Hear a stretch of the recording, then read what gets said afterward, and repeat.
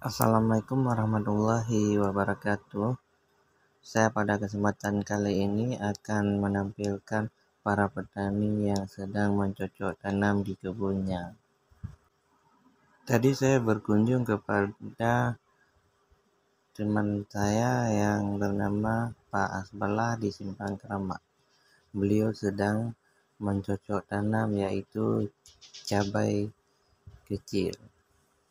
Dan cabai ini ditanam untuk mempersiapkan masa panennya waktu tempo bulan puasa Ramadan.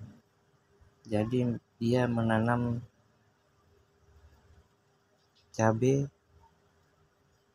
di bulan ini dan menunggu hasil panen saat bulan puasa nantinya.